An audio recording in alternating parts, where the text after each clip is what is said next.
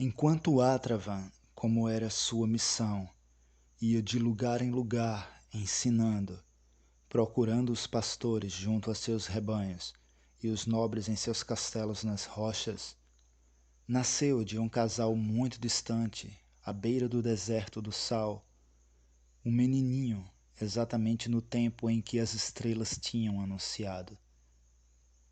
As velhas mulheres que ajudavam a mãe ficaram muito admiradas de que o pequeno entrasse na vida rindo, em vez de soltar o esperado grito. Queres tornar-te algo especial, filho? Perguntaram. Estás esperando coisas bonitas da vida? Mas o rosto da criança permanecia alegre, como se quisesse refletir uma outra luz. No entanto, a vida começou de maneira mais dura para o pequeno Saadi. Sua mãe morreu 3 dias depois. Ela nem pôde alegrar-se de seu filhinho.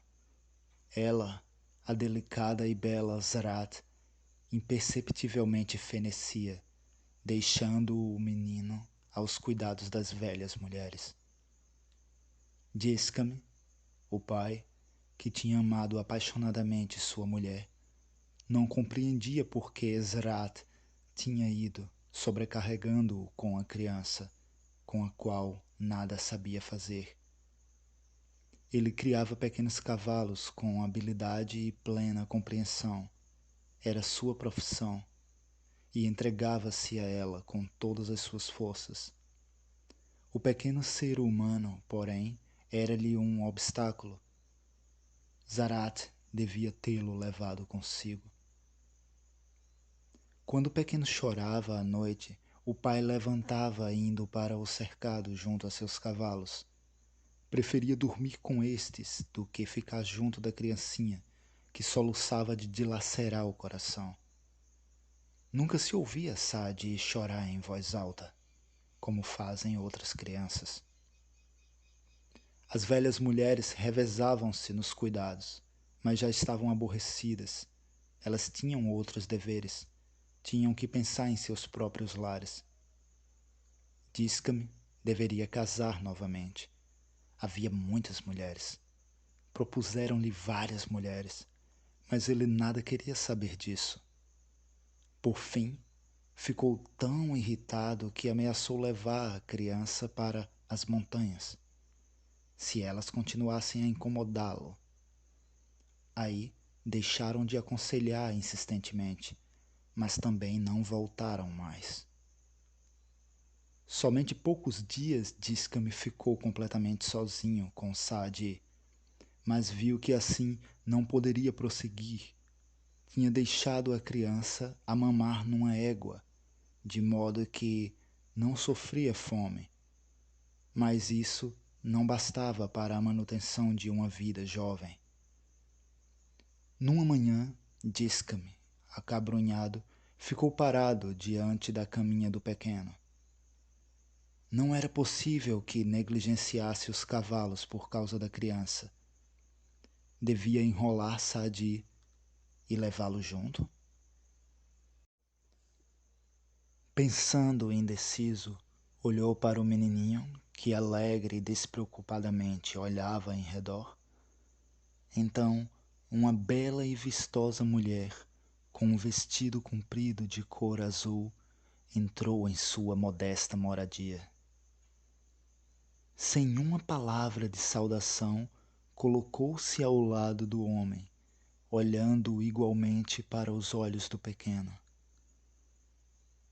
Não tens mais mãe, pobre criancinha, disse com voz macia. Diz-me, dá-me um menino, quero criá-lo.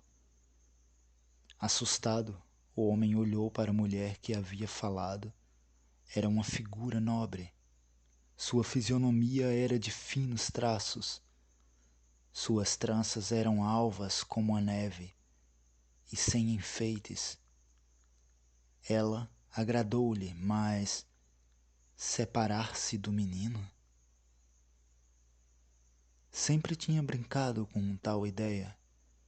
pensando que a criança lhe seria um estorvo, mas agora que alguém viera para tomá-la, parecia-lhe impossível colocar esse pedacinho de sua mulher em mãos de outrem. A seguir, ambos ficaram calados durante um longo tempo.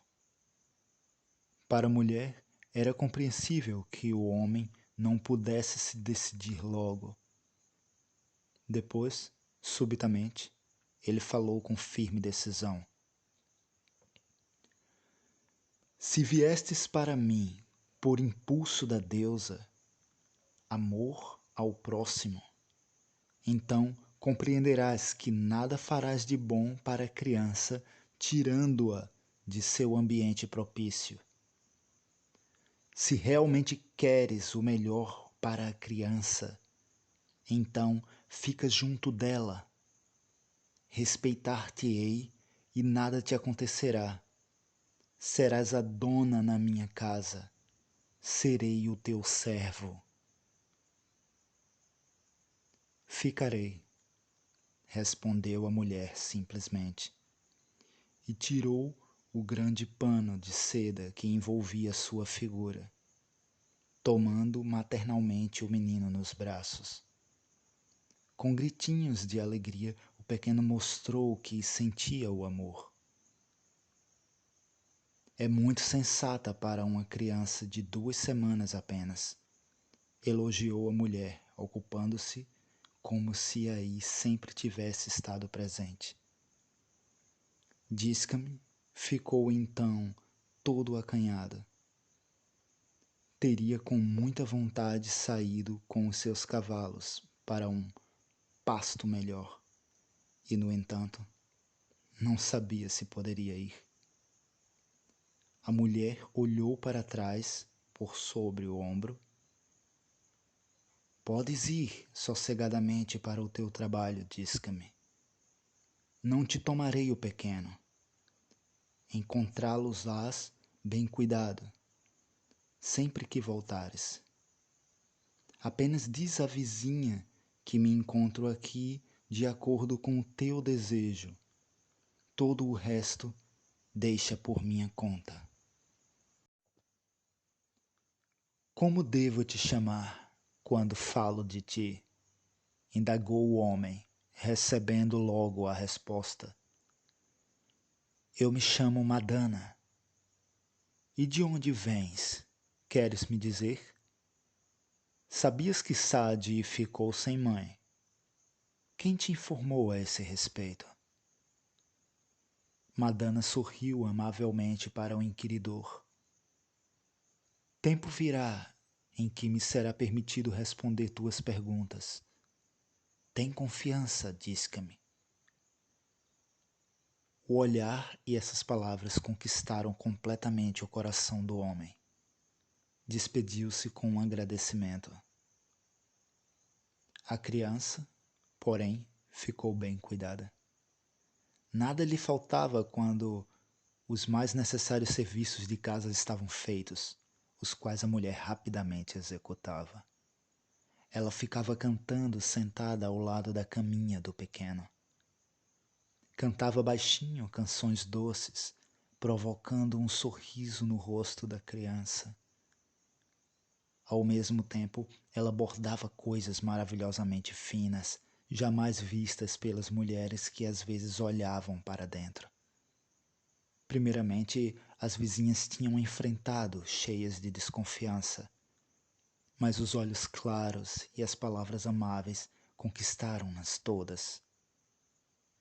Quando, porém, as mulheres perceberam que Madana, muito sábia e que as ajudava, elogiavam-na e louvavam-na entre si, procurando-a em todas as necessidades. Ela possuía remédio para qualquer dano, bálsamo para as feridas, consolo para os sofrimentos. Madana é como uma sacerdotisa, diziam as mulheres. Assim, lhes chegou a ideia de pedir à estranha que lhes contasse dos deuses e das coisas eternas.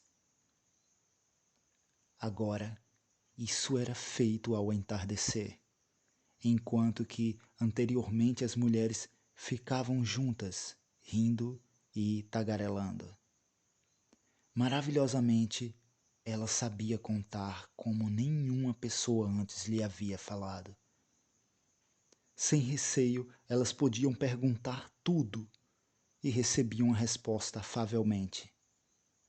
Saadi, com seus grandes e sábios olhos, ficava deitado junto a elas.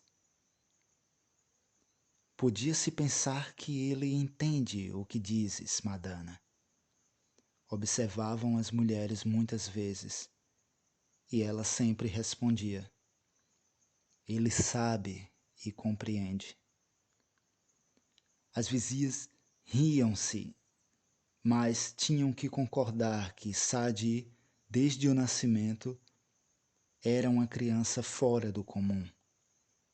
Cresceu e se desenvolveu sob os excelentes cuidados, ficando com os membros delicados, como se não fosse o filho de um criador de cavalos, mas sim descendente de pais nobres.